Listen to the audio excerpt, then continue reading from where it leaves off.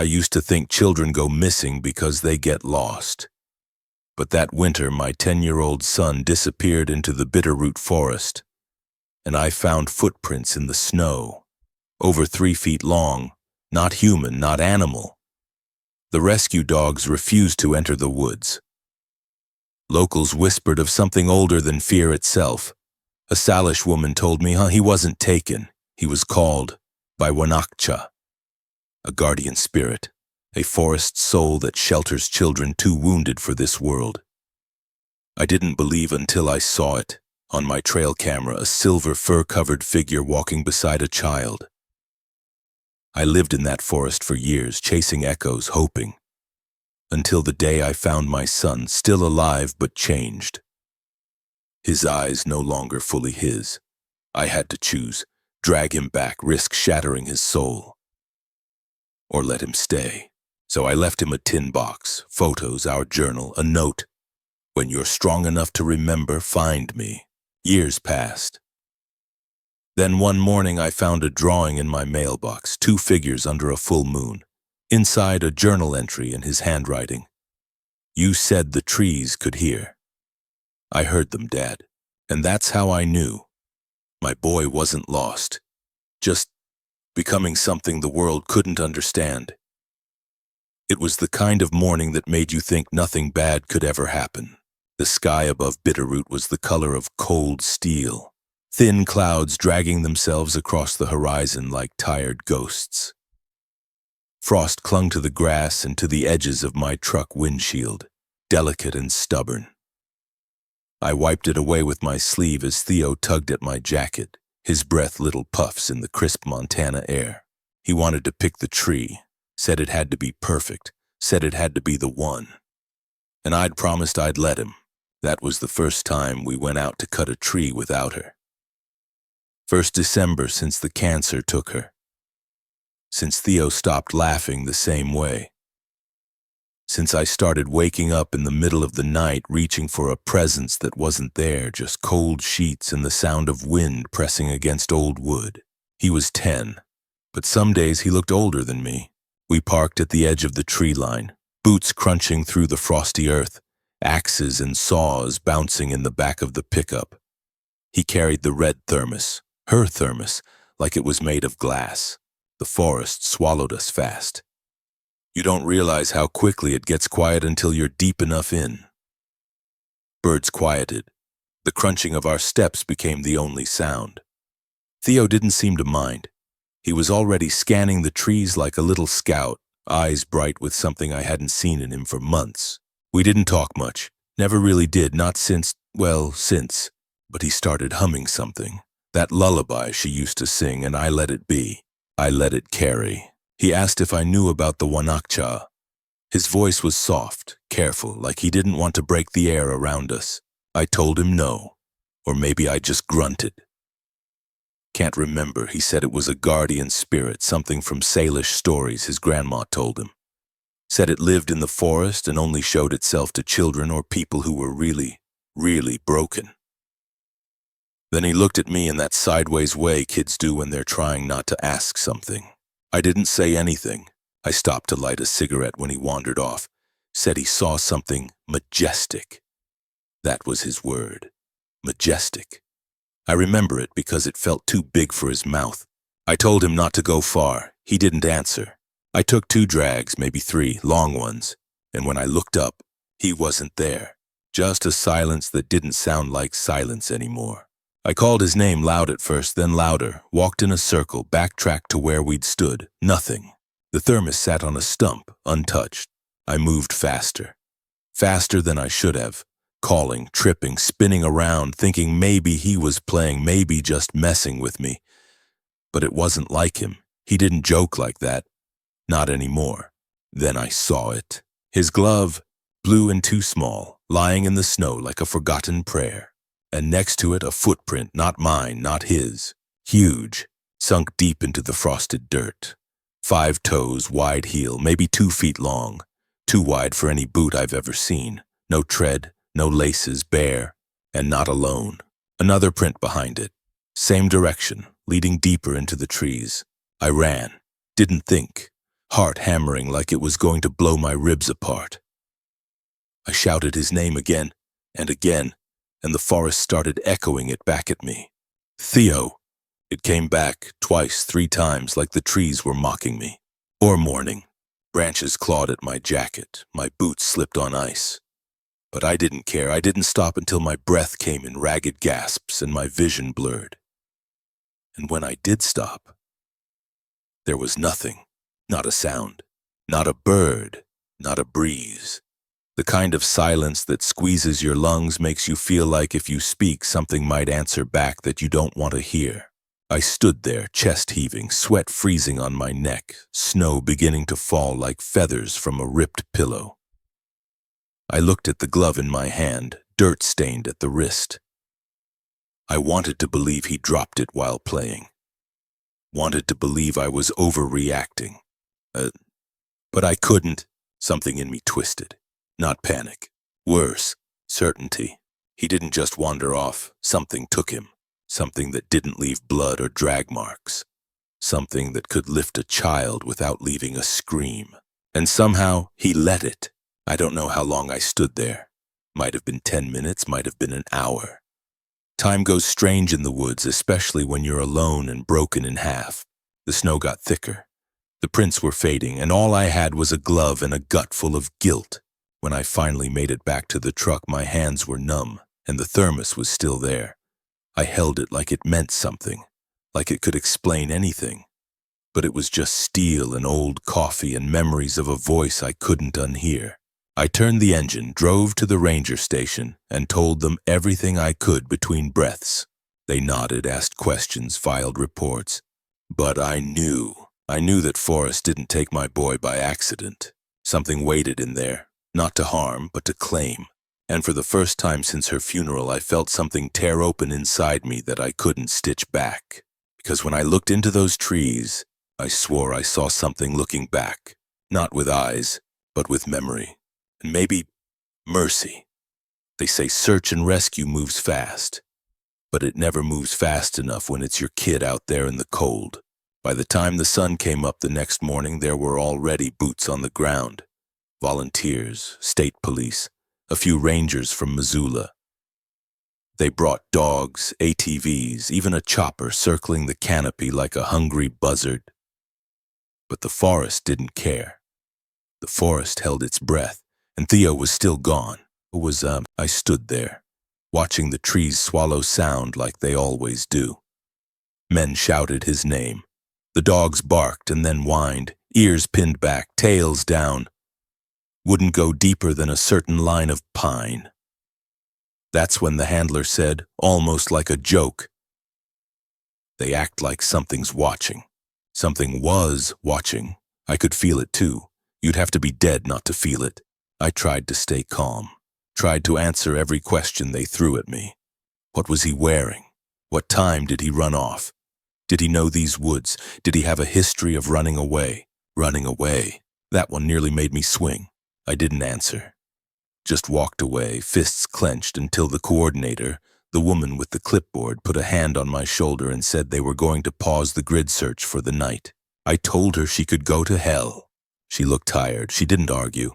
The sun dipped behind the ridgeline around 5:30. Temperature dropped fast after that. I stayed. Built a fire near the stump where the thermos had been.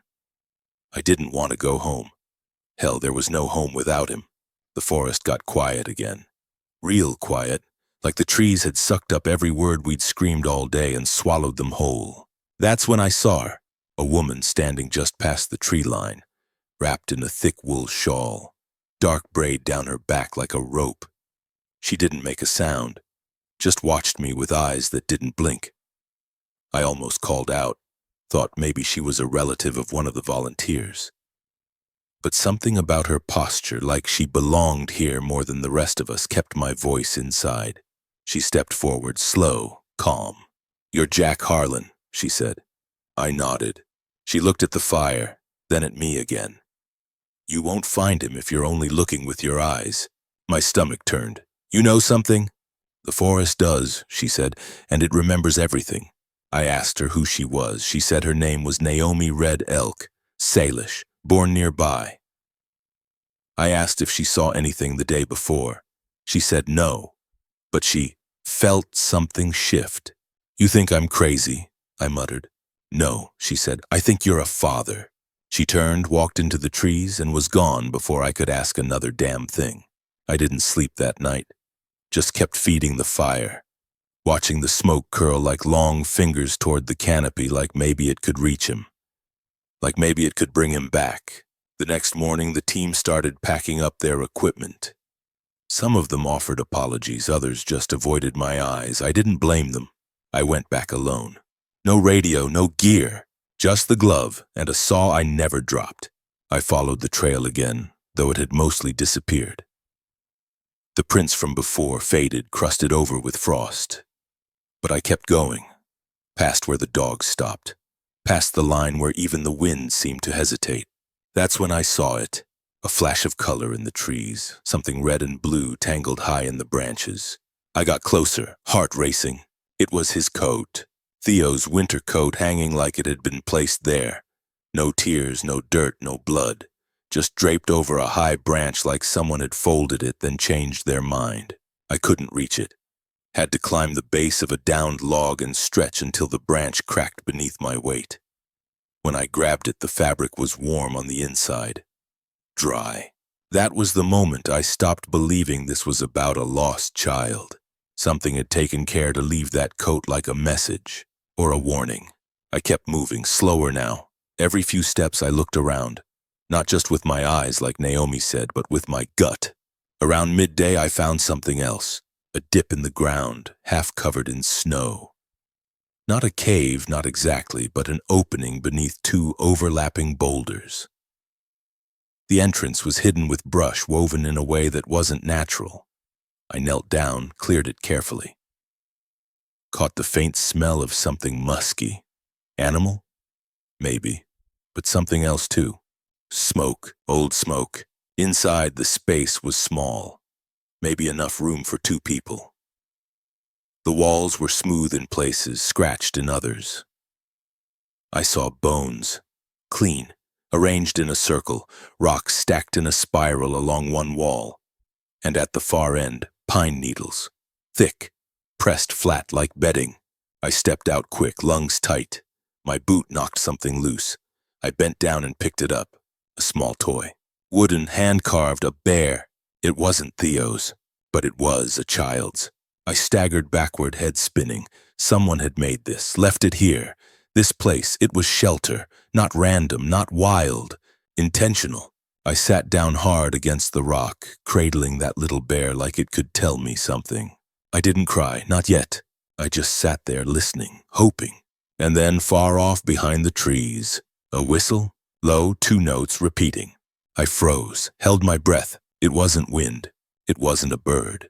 It was calling. I stood, took one step toward the sound, then another. But something in my chest pulled me back. Not yet, not without knowing what I was walking into. I left the toy on the stone ledge inside the shelter, marked the spot on a scrap of paper. Then I turned and walked back toward camp, legs weak, breath shaky. That night I lit another fire, stared into it for hours, held his coat against my chest like it could warm the parts of me that already felt dead.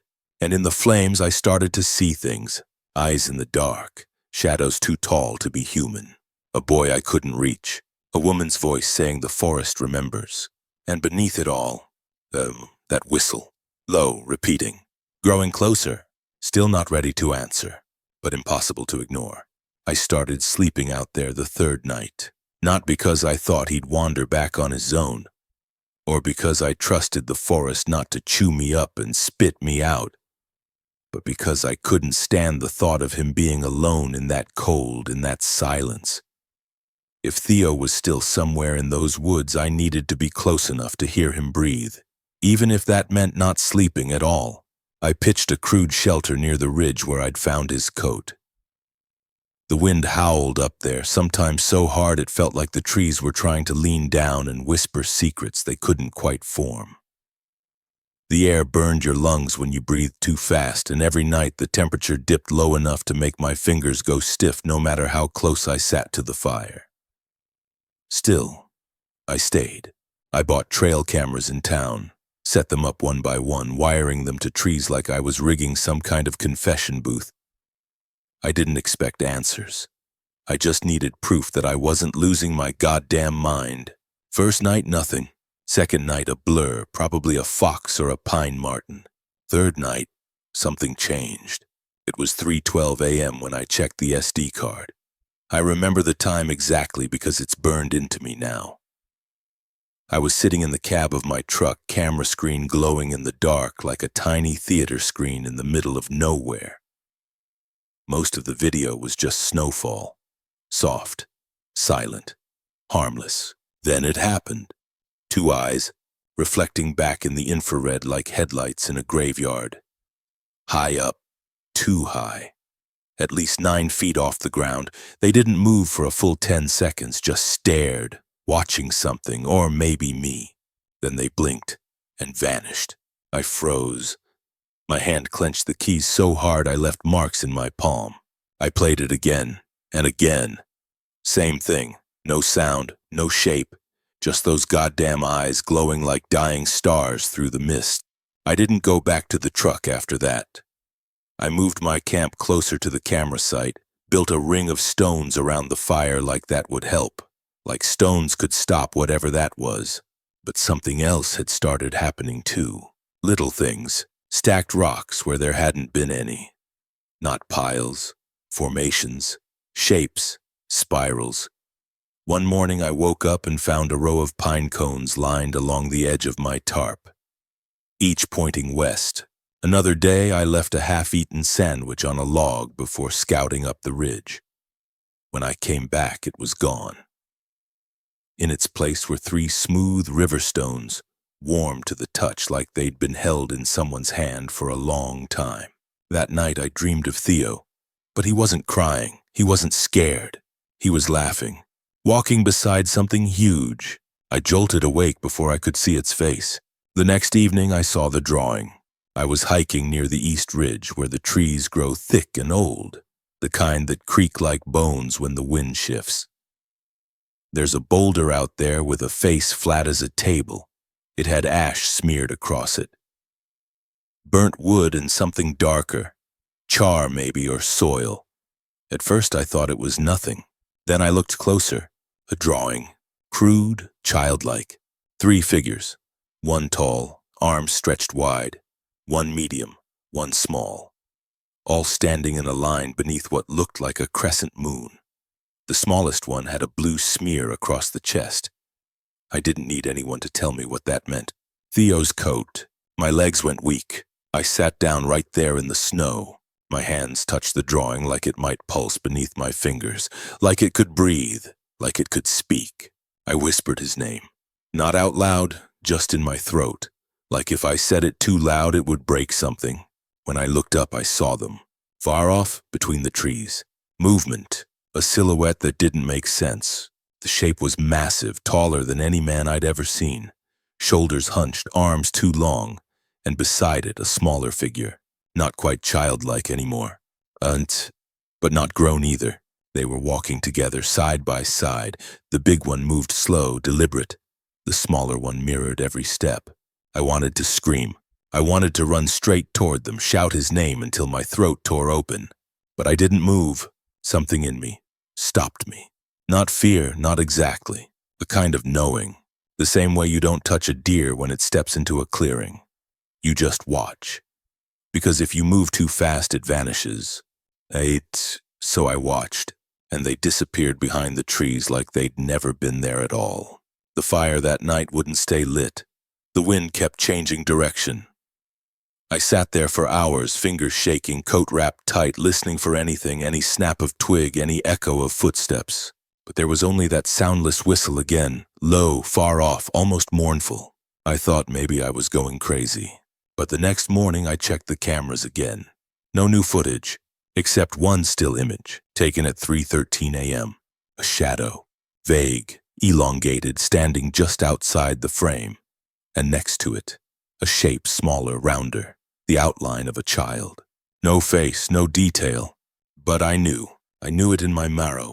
My son was still alive, somehow. somewhere inside this place. But he wasn't just mine anymore. And something told me, deep in the place where instinct lives, below fear, below grief, that if I wanted to bring him back, I had to understand what had taken him in, or maybe who had saved him. And as I looked out at the forest, thick with frost and silence, I realized something had shifted. The forest wasn't hiding him from me. It was watching to see what kind of man I'd become. I don't remember the fall. Just the snap of something beneath my boot, a sudden weightlessness, and the way the trees spun around me like I was inside a snow globe someone shook too hard. Then black. Next thing I knew, I was waking up to the smell of old pine smoke and bear grease, wrapped in thick wool, my ribs screaming with every breath. I tried to sit up and damn near passed out again. A hand gripped my shoulder, rough, weathered, strong. Not trying to hurt me, just steadying me. "You're lucky I heard you," the voice said, low. Gravel dragged through whiskey. I blinked against the light of the fire. Everything was fuzzy, but shapes started forming. Wood walls, antlers hung above the door, a tin cup steaming nearby. And him, sitting across from me in a carved rocking chair, skin like leather left out in the sun too long. Beard white and wild, eyes so pale they almost glowed. He looked like part of the mountain. "Name's Arlen," he said. "You fell into one of my damn traps, been trying to catch coyotes, got a father instead." I told him my name, my boy, what had happened. My voice cracked somewhere around the word missing. He didn't ask me to say it again, just poured me some broth and listened without blinking. When I finished, he nodded once, slow, like he'd known something like this was coming. "You're not the first," he said. That stopped me cold. He got up, limped to a set of shelves covered in dust and jars full of strange things, twigs, feathers, bones, God knows what else. Then he pulled out a map, old, torn at the edges, lines hand-drawn, places circled in red pencil. He laid it on the floor and pointed to a stretch of forest deeper north, where the ridges start stacking on top of each other like waves of frozen earth. "I call it the dead zone," he said. "No signal, no birds, no goddamn echoes. I've been there too many times." I leaned closer. The paper smelled like mildew and sweat. "You saying something lives out there?" "I'm saying some things do." Then he opened a cabinet, and that's when I saw it. Dozens of drawings pinned to the walls. Pencil sketches, charcoal. Some just fingerprints in ash, but all showing the same shape. Tall, hair-covered, with a face that changed. Sometimes sad, sometimes calm, sometimes like it had just learned what anger was. One of the sketches showed it with a child beside it. The child had Theo's hair. Arlen poured himself something stronger than broth and sat back down. "People think they're monsters. Some are. Most just want to be left the hell alone." He picked up a wooden carving from the table. Rough edges, unfinished. It looked like the thing in the drawings. But the posture, it was slouched, almost tired. "I've been watching them for 20 years, he said. "Never once tried to trap one. You trap it, you make it an animal. But it's not entirely." I couldn't stop staring at the child in the sketch. It was like someone had reached inside my chest and twisted something hard. "You said I'm not the first." He nodded. "Back in '84, he said. "Kid disappeared from a logging camp down south, 7 years old. Same thing, no struggle, no tracks past a certain point. His dad searched for months. I found a print, one, bigger than any bear. And I found this." He got up and returned with a boot, tiny, mud-stained, preserved like a relic. "They never found the boy," he said. But 3 months later, I saw a silhouette on the ridge. 2 figures, one tall, one small, holding hands. Silence pressed down between us. The fire cracked and wind pressed against the windows like fingers. "I know what I saw," he added, "but knowing doesn't make people listen." I stared into the flames. My ribs still hurt, but something deeper did too. A part of me that didn't want this to be true, but wanted, desperately needed it to be. He pulled out a leather-bound journal and handed it to me. Pages full of field notes, observations, hand-drawn maps, ritual symbols I didn't recognize. One page had a phrase scrawled over and over again as if he'd written it in the dark. They don't take what isn't calling. I whispered the words, not even meaning to. He looked at me. You know what that means? I thought of Theo's eyes lately. How quiet he'd been. How far away. How sometimes I'd catch him staring out the window like he was listening to something I couldn't hear. I think I do, I said. Arlen nodded again like that was all he needed to hear. You want your boy back, he said. You need to stop thinking like a father and start thinking like them. Like the forest. The wind outside lifted high and hollow. Something moved in it. Not a voice, not a word, but a pressure. Like grief exhaled. He leaned forward, gazed like a knife. You ever been somewhere the world forgets? Where even your name feels like a lie? I didn't answer, because I was starting to think I already had. That night I couldn't sleep, not just from the pain. The fire flickered shadows across the walls, and every time I closed my eyes I saw the sketch again. The tall figure, the boy beside it, and I realized if Theo was still alive out there, he might not remember what it feels like to come home, and maybe worse.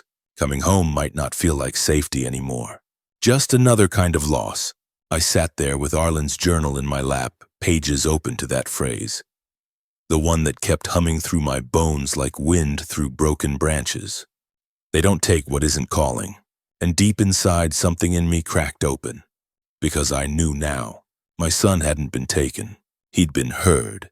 And he'd answered. But the forest doesn't give without asking something back. And if I wanted to find him, I'd have to walk past where maps end, where no father is meant to go, not just to bring him home, but to remember what home meant when it still had a heartbeat. I found him by accident. If you can call anything in that place an accident. It was late afternoon, the kind of light that makes the forest feel like it's holding its breath. Long shadows, gold on the edges of everything, quiet like a church before a funeral. I'd left Arlen's the morning before, following a trail that wasn't a trail. Just the way the moss bent, the way the birds didn't sing. Arlen said, "They don't leave markers for us, but if you start seeing what doesn't fit, you'll know where to go." So I followed what didn't fit. I'd walked for hours, maybe longer. I stopped keeping track when my watch froze. The second hand twitched, then just stopped cold at 3:12. Same time as the footage from the camera. I let it go. Time meant less and less the deeper I went, and then I saw him. At first I thought it was Theo. My knees buckled before my brain could catch up. He was crouched by the stream, fingers in the water, humming something soft, tuneless. But when he looked up, it wasn't Theo's face. It was older. His hair was longer, tangled, pulled back with a piece of vine, cheeks streaked with ash, dirt under the nails. He moved like someone who hadn't been taught to be afraid of the world, just aware of it. Careful but not timid. Like a deer that's used to being watched but doesn't run unless it has to. I said, "Hut, hey." He froze, didn't speak, didn't run, just looked at me, and I'll never forget his eyes. Half wild, half something else. Like the forest had kept him, fed him, taught him how to disappear but not how to forget. I asked his name. He tilted his head like he was trying to remember if he ever had one. Then after a long silence, he touched his chest and said, "Ash." Not like the name was given, like it was all he could remember. I sat down a few feet from him. Let the silence stretch. I offered him some jerky from my pack. He didn't take it. Just sniffed the air, then nodded slowly, like he approved of what I'd brought even if he didn't want it. Then he reached down and pulled something from the pouch hanging at his side. A piece of birch bark, smudged with charcoal.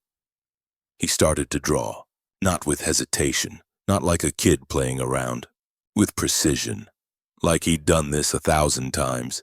I watched as the lines formed. A tall figure stooped, long arms dragging, and beside it a smaller one. The smaller one had a little circle over its heart. He handed me the bark. I traced the lines with my eyes. "Is that Theo?" I asked. Ash didn't answer, just nodded toward the trees behind him. They live there, I said. He blinked. They? I pushed him, or just one? Again, that silence. Then he tapped the page, the big figure, and for the first time he spoke more than a word. It doesn't have a name, but it listens. I felt something shift in the air, a weight, like the forest was holding a breath somewhere deep and ancient. I asked him what happened to my son. Ash looked down, pressed a finger to the center of the little figure's chest. He cried without sound, he said. So loud the trees bent toward him. My mouth went dry. He continued slower now. It doesn't steal, it feels pain. It finds the ones who are broken uttered and carries them. I swallowed hard. Carries them where? He looked up at me then, and there was something shining in his eyes, not tears, something older. He said, somewhere we can't follow unless we've been broken too. My hands clenched. I wanted to shout, to grab him, to demand answers he didn't have words for, but I didn't. I just whispered, he's my son. Ash didn't flinch. He reached into his pouch again and pulled out another piece of bark. This one was different. It was Theo's. I knew that hand. The way he made his teas too tall. He used to write stories in his notebooks and fold them into paper boats. On the bark he'd drawn a cabin, ours, then a tall tree beside it. And beneath the tree, a boy and a figure like the one Ash had drawn before. This time the figure was bent down low as if cradling something. I touched the edge of the bark and asked, when did he draw this? Ash said, a moon ago. I didn't know what that meant, not exactly, but I knew it meant recent. He's alive, I asked. Is he safe? Ash's eyes shifted. He said, he is not alone. And somehow that answer cut deeper than no. We sat in silence. The wind picked up through the trees, rustling high in the canopy, then dying again. Like something watching us had moved away. Then he said something else. The forest knows you. I looked at him. What does that mean? He shrugged. It's listening, always. I stood slowly, knees aching. My legs felt heavy, like the air was thicker here, like everything was pressing inward. I looked into the woods beyond Ash, where the trees grew older, darker, closer. And I felt it too, like a heartbeat that wasn't mine. I need to see him, I said. Ash didn't say yes, didn't say no. He just stepped aside and pointed. Not a path, not a clearing, just the space between two trees. And I understood what Arlen meant when he said maps don't matter past a certain point. Before I left, I turned back to Ash. What happened to you? I asked. He didn't smile, but there was something close. I forgot who I was, and it let me stay.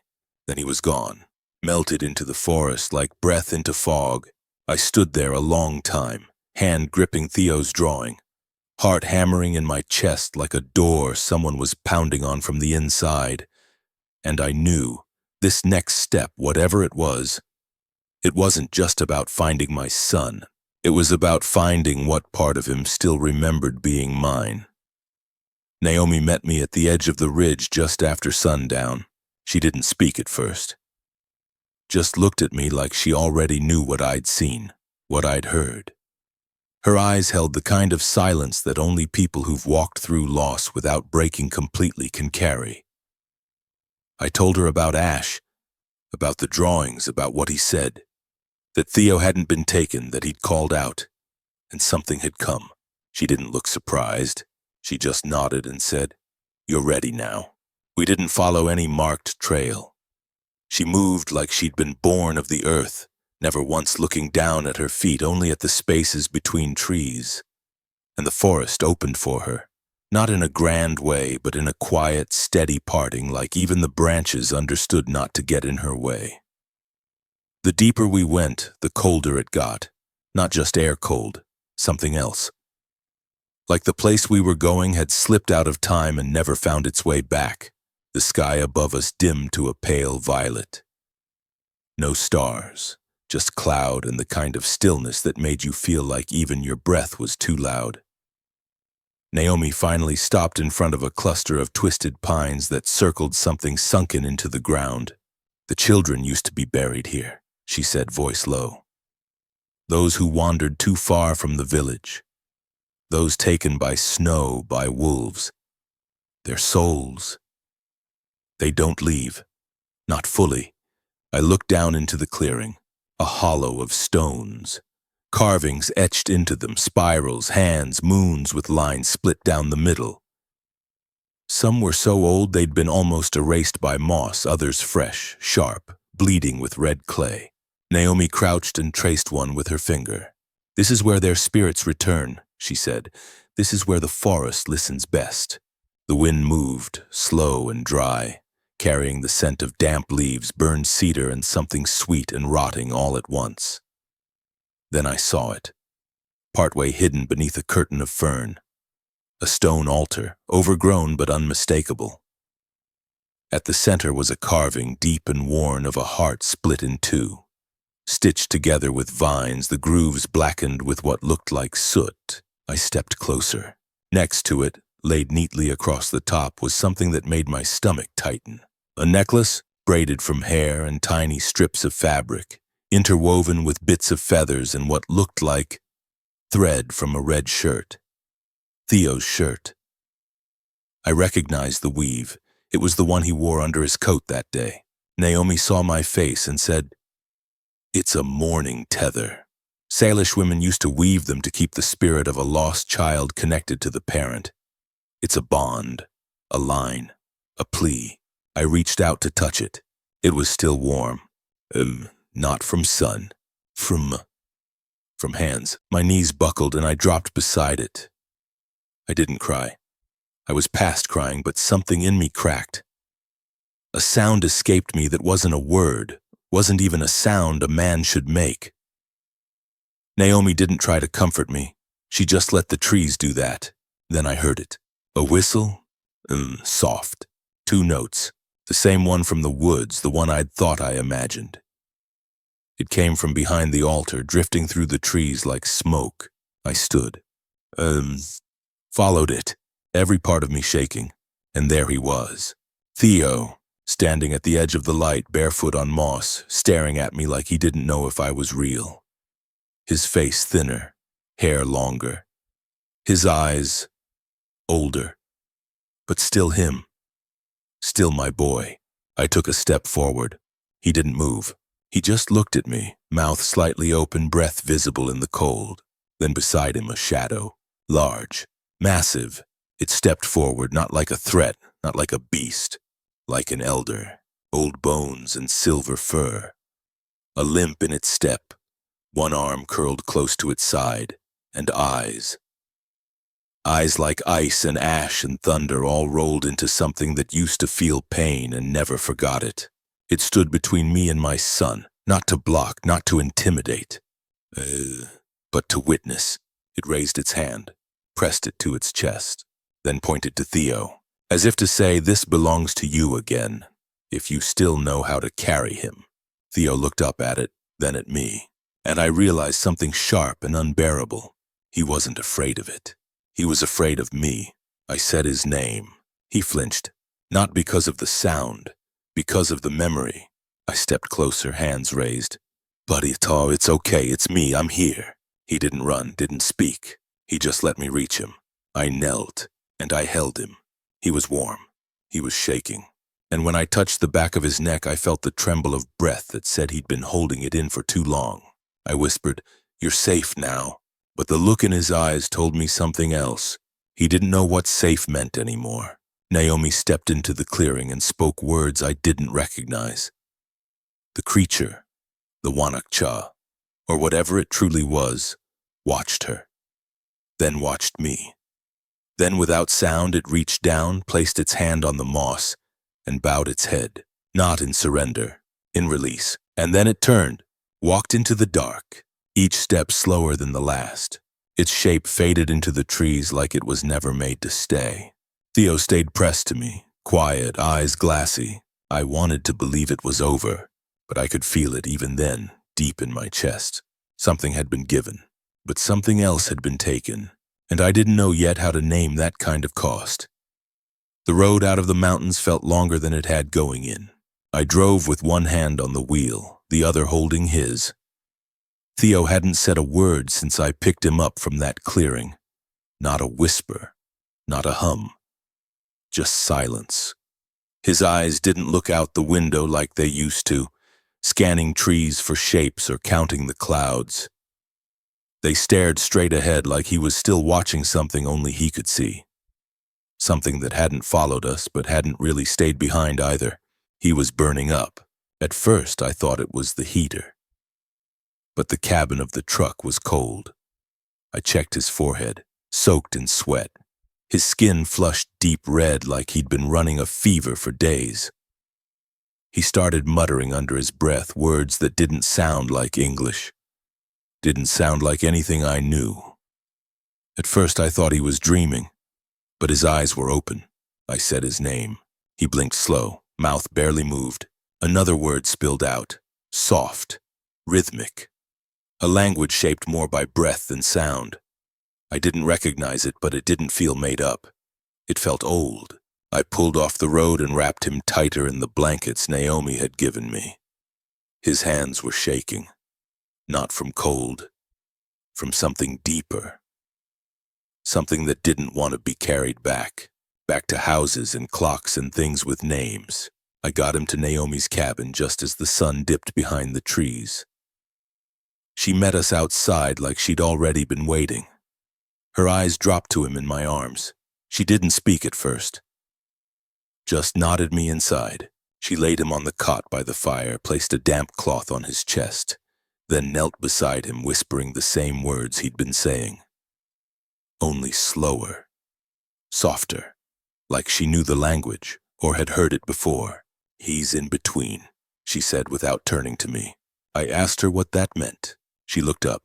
His soul remembers both places now, yours and the forests, but it can't live in both. I didn't understand, or maybe I didn't want to. I said, he's home now. She shook her head. Home isn't always a place, Jack. Sometimes it's a rhythm, a sound, a name you forget when you don't need it anymore. I felt something inside me twist. Not anger, not fear, just a weight. The kind that settles behind your ribs and never quite leaves. He's my son, I said. She nodded. He was. Those words landed like stones in water. I knelt beside him, took his hand, whispered stories he used to love. The one about the fox in the snow, the one about the fisherman and the floating bottle. I told him about his mom, how she used to hum when she cooked, how her laugh sounded when she tried to dance. His fingers curled slightly, but he didn't open his eyes. The fire popped, casting flickers of orange across the room. Naomi sat across from me and lit something in a small clay bowl. Smoke rose, thick and sweet, curling toward the ceiling in slow spirals. He's fighting both sides, she said. If we try to pull him too hard, the thread will snap and we'll lose him completely. I asked her what to do. She handed me a small tin box. It was mine. I didn't recognize it at first. Then I remembered. It was the one I used to keep change in. I'd carved our initials into the bottom one summer when Theo was 5. He'd used it to store his pine cones, his lucky rocks. Stupid little things that somehow always felt important. Inside was a photo, him and me, and a note in my handwriting. When you're strong enough to remember, come home. I felt the breath leave me. Naomi touched the edge of the cot. You already made the choice. You just didn't know it yet. I didn't ask how she'd gotten the box or when I wrote that. None of it mattered. What mattered was what came next. I kissed his forehead, held him one more time, and I let go. I left the cabin just before dawn, the sky pale and empty. The trees so still it felt like the whole mountain was holding its breath. Ash was waiting by the path. He didn't speak, just held out something wrapped in cloth. I opened it. Inside was a drawing, fresh, smudged with coal. 2 figures under the moon, one tall, one small, a single line connecting them, thin as thread. Ash said, he remembers. I asked him if it was enough. He shrugged. Sometimes remembering is all that's left. I didn't drive home that day. I just walked, for hours, until I forgot where the road began, until the sound of the forest became louder than my thoughts. And even then, I wasn't sure if I was carrying my son's memory, or if he was carrying mine. I wake up before the light most mornings now. The cabin creaks like an old man stretching his bones. The stove clicks as it cools. And outside, just past the window, the trees are still. The way they get when the wind's caught its breath but hasn't yet decided what to do with it.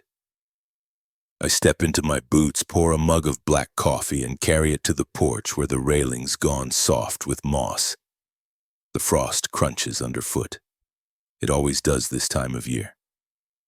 I look out at the tree line like I've done every morning since I built this place. Not for signs, not for shadows, just to let the forest know I'm still here. Some mornings I talk out loud. Not much. Just enough to let the silence know it doesn't win. Other days I just listen. The birds when they feel brave. The squirrels arguing over a pine cone, and sometimes nothing at all. The kind of quiet that makes your chest ache in the best and worst way. That's when I leave the offering. Always the same spot, just past the stump where the trail breaks, half in shadow, half in sun. Sometimes it's fruit. Sometimes it's bread I've baked. Once or twice it's just a folded note. Nothing profound, just things I wish I'd said. He never takes the whole thing, but something's always moved. One morning I found 3 smooth stones stacked in the shape of a tower, small and deliberate. Another time, a pine bough wrapped in thread. And once, a feather tucked beneath a torn scrap of denim with a familiar stitch across the edge. Blue, frayed. A piece of a sleeve I hadn't seen in years. That morning I didn't drink the coffee, just held it. I didn't cry, not anymore. You learn to make space for the ache. Let it walk beside you without taking over. That same week I stepped out to find something left on the porch rail. A pencil, one of mine, worn down almost to the wood. And next to it, a piece of folded paper, thin and soft like it had been carried for a long time. I unfolded it with both hands, careful like it might fall apart. It was a drawing, charcoal on the kind of paper you find in a sketch pad kids use when they're learning how to shade. The lines were tight. Sure, 2 figures beneath a crescent moon, one tall, one small. A thread connecting their chests, drawn in the lightest touch of gray. At the bottom, in handwriting I didn't recognize but somehow knew was his, were the words. A dad said trees remember. I listened. I sat down hard on the steps and let the steam from my mug rise into my face until it stung my eyes. I don't know where he is. I don't know if he sleeps under sky or stone, or if he watches from behind the trees I stare into every damn day. I don't know if he hums when he's scared, or if he remembers the smell of her cooking, or the way the snow used to cling to our boots after sledding. But I know he remembers something, and some days that's enough. The mailbox out by the road never had much use, but last week I opened it and found a small tin. It was old, rusted at the hinges. Mine. I hadn't seen it in decades. Inside was a leaf, pressed flat between wax paper, still green. And under it, a harmonica, the one I gave him when he was 5. I didn't think it would still play, but I raised it to my lips anyway. It did. Not well, not clear, but it breathed. The sound wasn't pretty, but it was his. Or mine, or both. That night the trees didn't whisper. They didn't creak. They didn't sway. They stood still, listening. And I swore just before I went back inside that I saw a shape, tall and bent at the edge of the dark. It didn't move, didn't wave, just stood there, watching. Keeping. And maybe that's what love becomes when it outlasts the need to speak. A presence, a shape, a knowing. People ask sometimes when they pass through town and see me hauling lumber or picking up supplies why I live so far out, why I never remarried, why I don't have a phone or a mailbox that works. I just smile. Tell them I like the quiet, that it's peaceful here. They don't understand what kind of peace this is. The kind that comes after fire, after flood, after loss has carved a hollow deep enough to catch the echo of someone you once carried and still carry even now. The kind of peace that hums like a song you thought you forgot. Until it plays again, not loud, not perfect, but enough to remind you there are places in this world, hidden and sacred, where memory walks on 2 feet, where the wild holds hands with the lost, and where some fathers wait, not for their children to return, but for their children to remember. Some stories aren't meant to be wrapped in tidy endings. They linger like wood smoke in your clothes or the faint smell of pine on an old flannel you forgot you loved. There are places, both in the world and inside us, that don't fit into maps.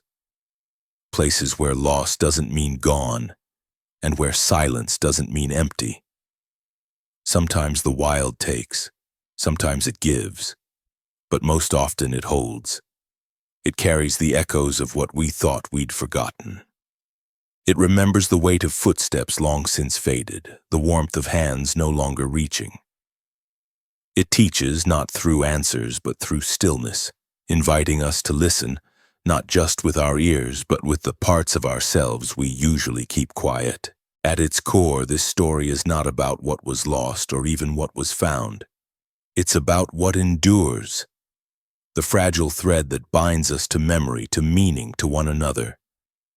It's about learning that love doesn't always come in the form we recognize, and that home isn't always a place we can return to. It's a feeling we carry if we're lucky enough to know where to look. The forest doesn't explain itself, it doesn't owe us understanding, but it reminds us softly, fiercely, that there's more to this world than what we can hold in our hands. That sometimes healing doesn't look like rescue. It looks like letting go. It looks like standing still and hearing your own heartbeat again after a long silence. So wherever you are, whether surrounded by city lights or deep in your own quiet woods, I hope you remember that you're not as alone as you think, that grief can bend but doesn't always have to break, that even in the coldest winters of the soul, something ancient and kind may be waiting just beyond the tree line. Thank you for walking this path with us, for sitting with the silence, for letting the story breathe. If it spoke to something in you, if it reminded you of something long buried, we'd love to hear what it stirred.